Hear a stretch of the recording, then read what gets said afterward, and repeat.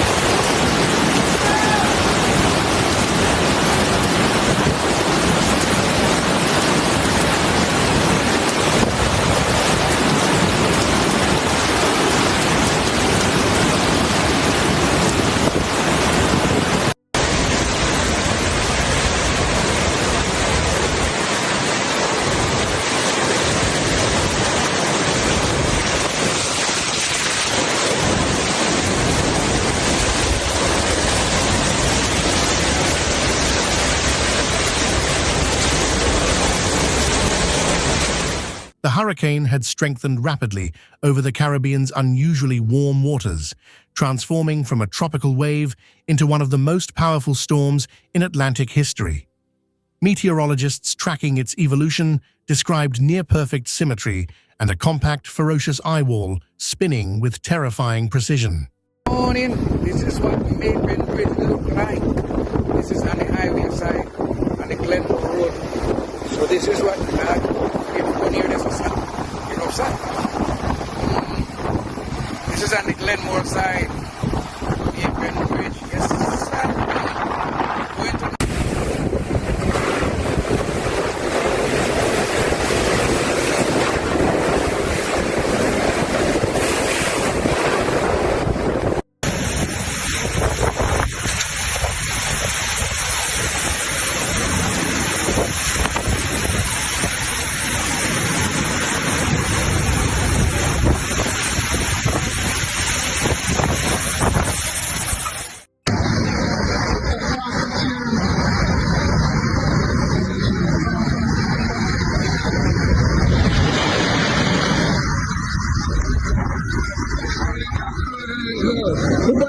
As Melissa lingered over the island, its slow forward motion became a nightmare for forecasters and residents alike. The storm's crawl allowed hours of relentless rain to drench Jamaica's mountainous terrain, triggering flash floods and landslides that swept through rural communities.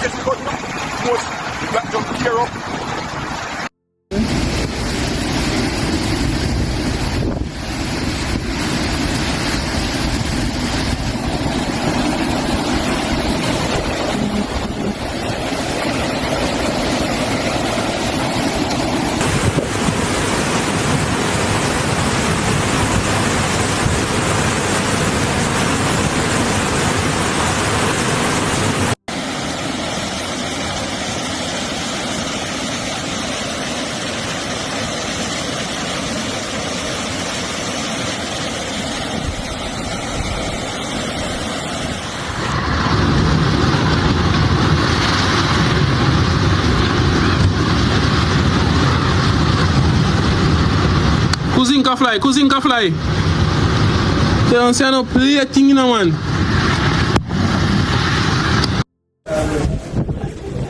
Good.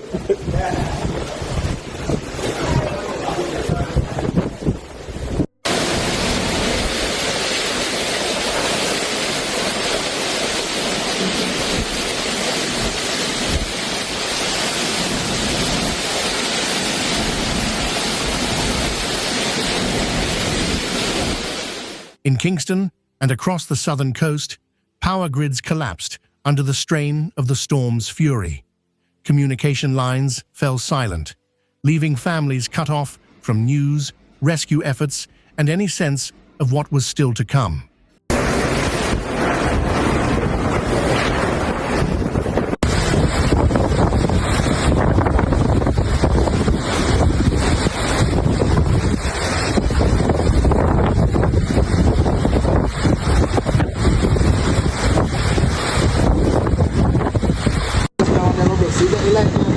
Oh, the one that you look like you broke already and you live it.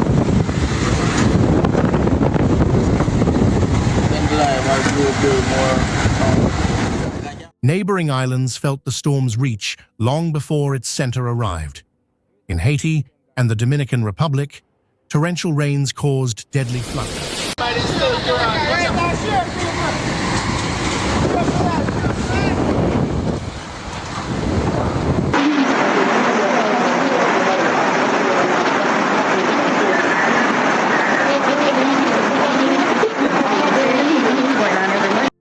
That's good, I don't want to. Yeah.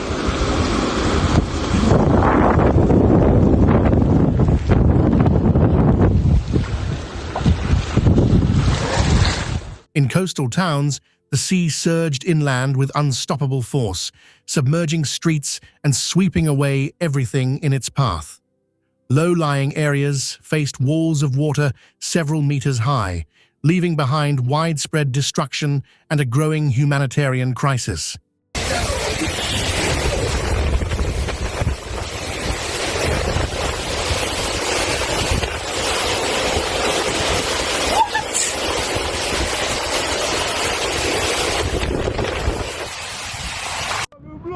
People, we are rich, we are taking the people. Money go look, the whole place is flat. Look. Hear that? Look. People can't make a breeze. Kude. Rogo. It a sweep. Hey, girl Melissa, make your man, sir. Just peace, man. Oh my God. Let's make your roads quick.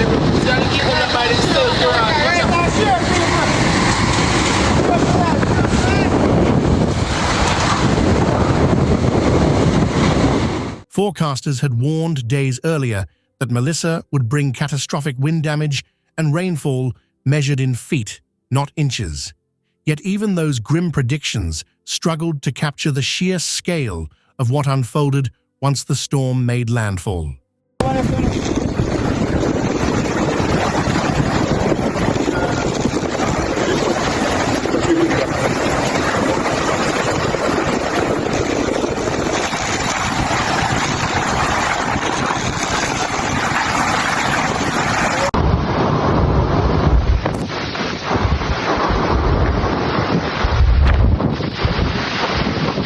Alright, if you're just joining, you're seeing the Hurricane Melissa, the jealous lover, have made landfall here in Jamaica.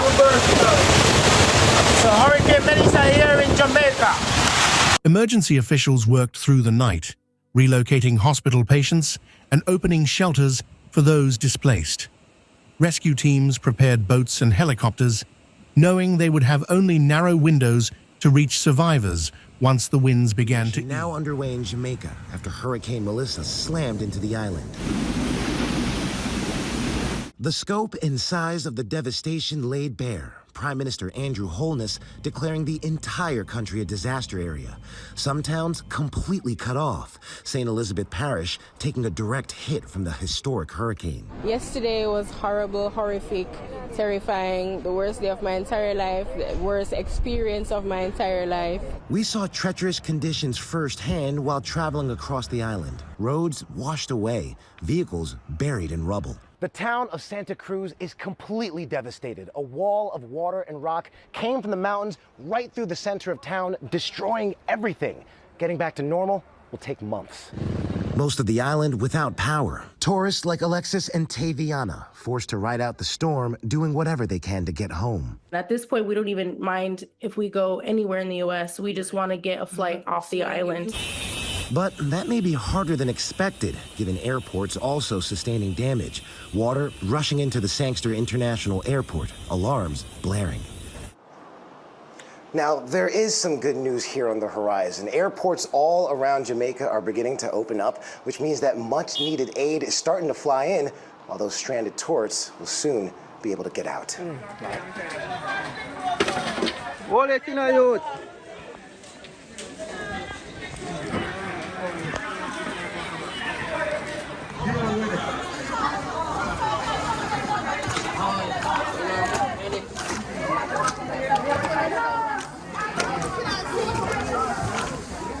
Everything mashed up. Shoes all over the floor, mud everywhere, all those stuff. Everything gone. This I go worldwide, man. Yeah, nationwide. Yeah. Yeah, man, I'm the man, Cliff Hughes, man. Yeah, when I'm man. Yeah. Listen every day. So tell me about your experience with the storm. Boy, terrible. Terrible. The whole of my roof come up. Me go in my bathroom. Me have to sit down in my bathroom, go for catch you know. This time coming like you want come in for me, brother. So your roof did fly off as well? Yes, man, all know enough of time. You're Brompton. This from the Brompton division, you know? Yeah.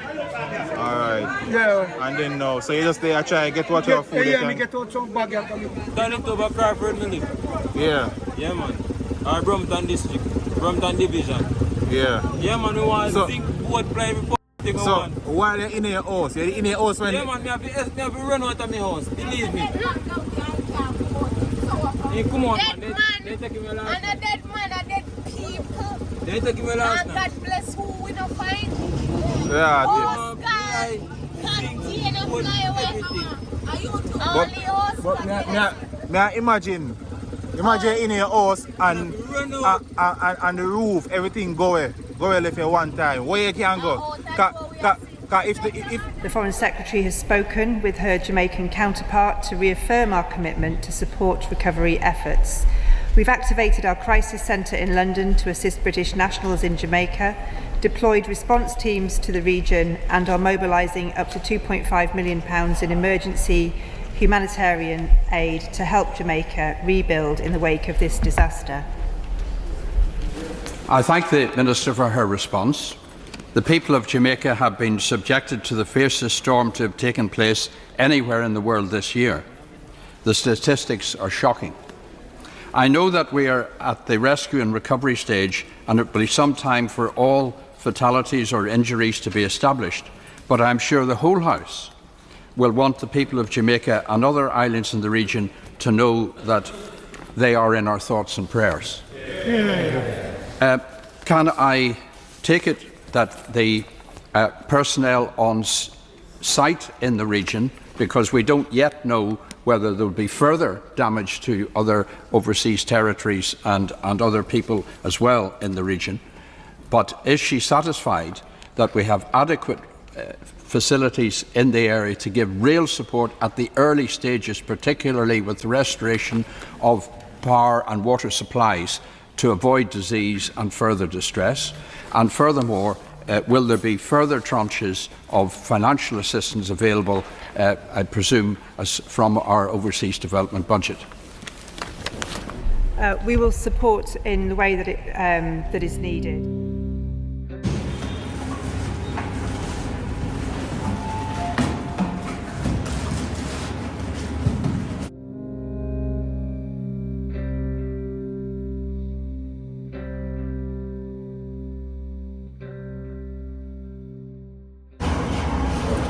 mackerel. Mackerel. Let's put them for one in there. Picture one, you know?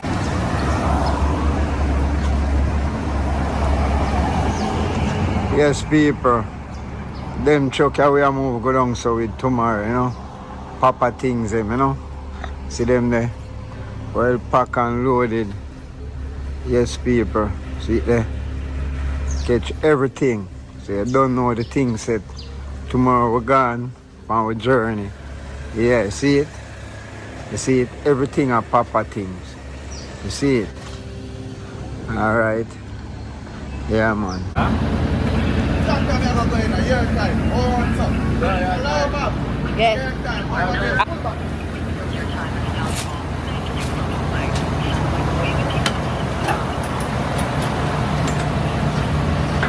As a news reporter, come up. What? We don't know what you wrote. What you wrote.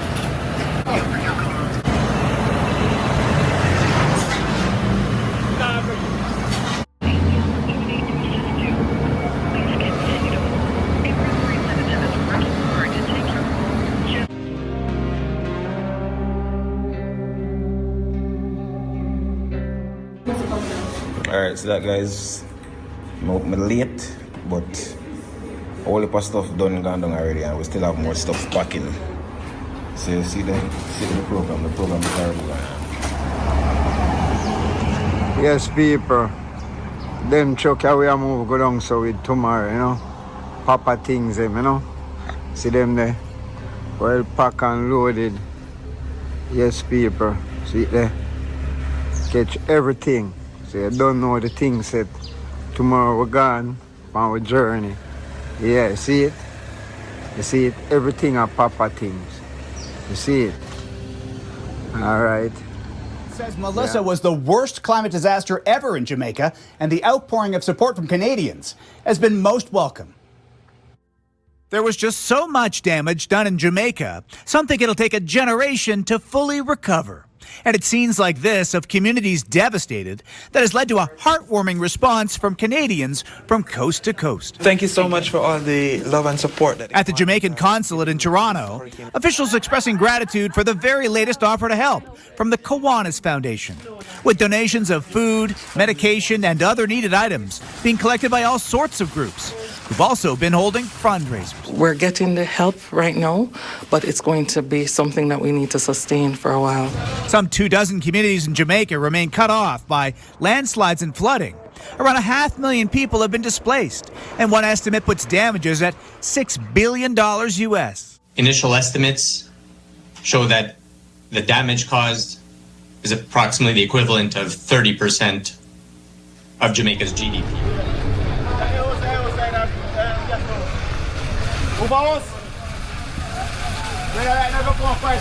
Alright guys, so this is the Black River.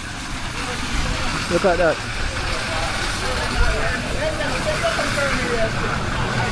No good, everything mash up. Tell them.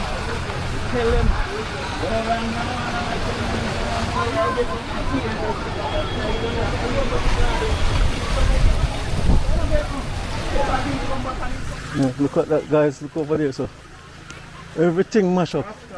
Yes. Wow. This is serious, man.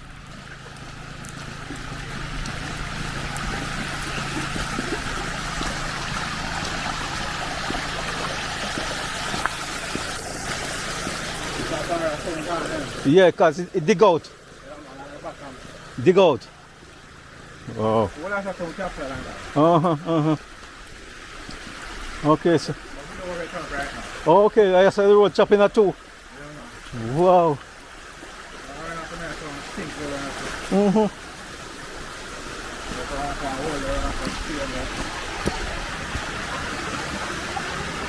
Look at that, guys. Look at that. Wow, serious.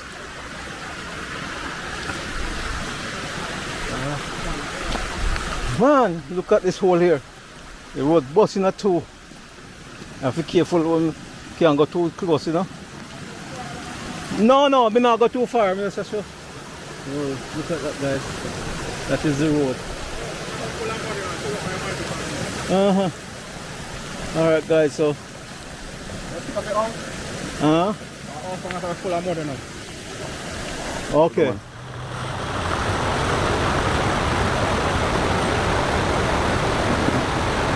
I think I'm going to push it to go further down.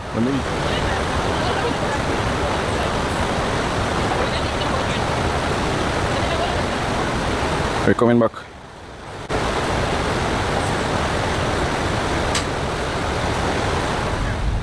River, guys. I wouldn't call it river. Wag? And this near Wag? If I Wag, I'd say man I come all the way up so.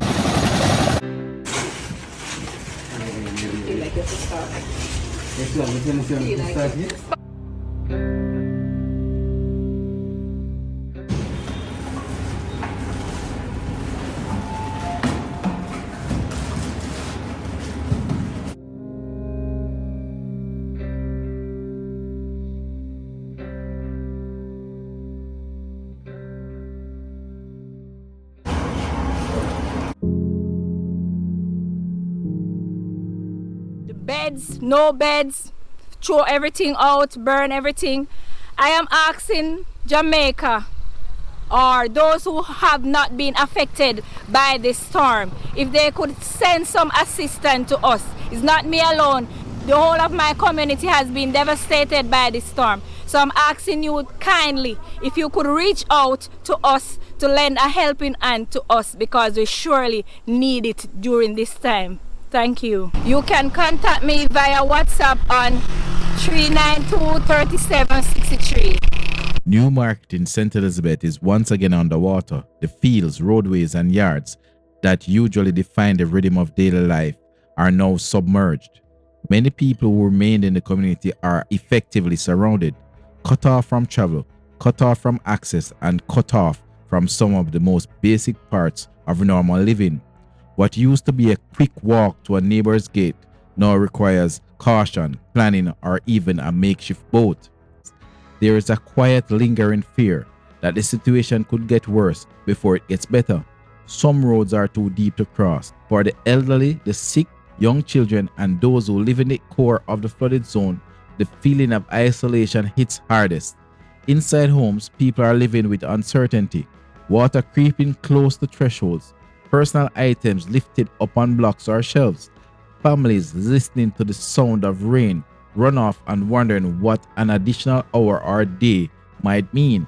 Even when the water appears still, the emotional weight is heavy. It's not just the flooding that challenges the community. It's the waiting, the not knowing, the long hours of thinking instead of doing. The emotional toll reaches beyond inconvenience. It touches fear, stress, and memory. Some residents feel trapped, not only physically but mentally, surrounded by the constant reminder of how nature can abruptly interrupt life.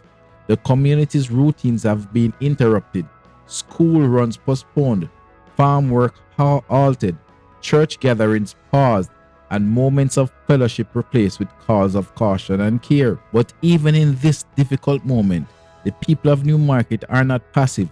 Neighbors are checking on each other. Families are sharing whatever they can.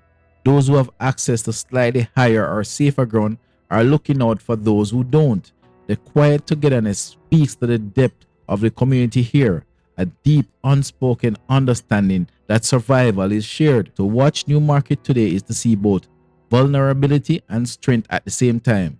The water challenges daily life and the emotional strain is real, but the will of the people to endure, to support one another, and to protect their sense of identity remains steady. The floodwaters will eventually recede, as they have in the past, and when they do, Newmarket will face the familiar but powerful task of rebuilding. The community has done it before, not out of ease, but out of necessity, courage, and commitment to home. That same resilience lives in the hearts of the residents now. Newmarket stands today in hardship, but not defeated. The story continues, shaped by endurance, memory, and the quiet strength of our people holding on together. In the parish of St. Elizabeth, the communities of Newmarket and New River are facing difficult days.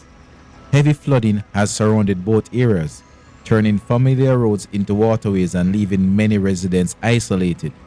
Homes, farms, and daily routines have been disrupted.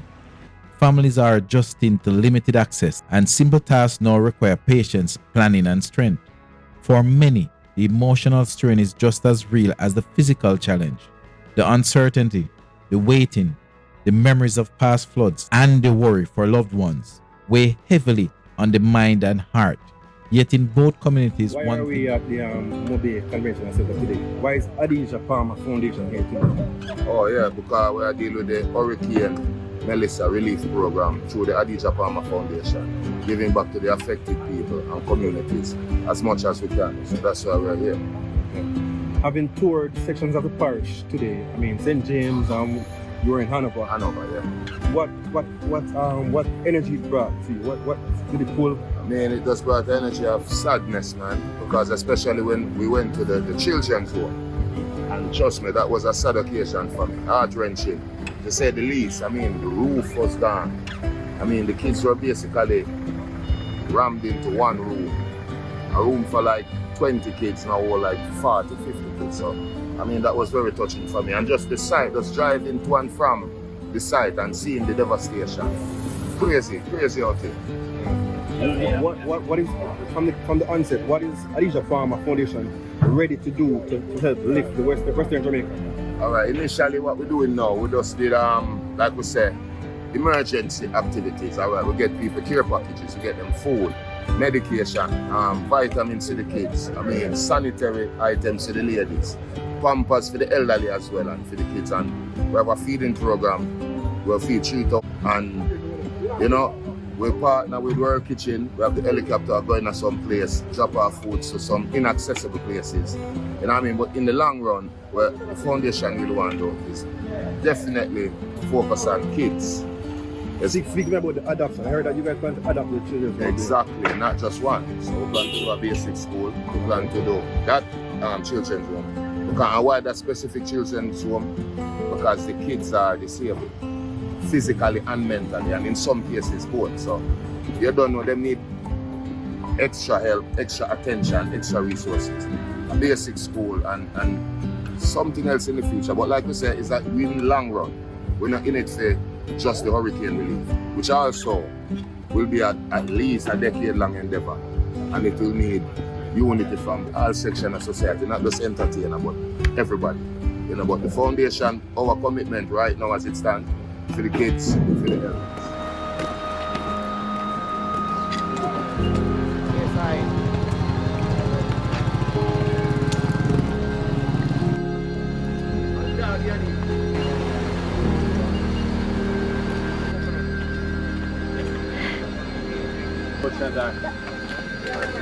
Thank you very much. Yes, sir. To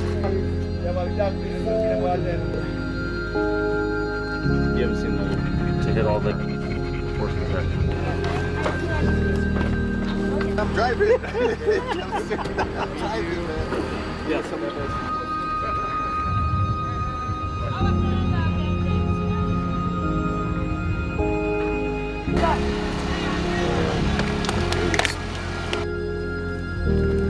Are you guys just doing...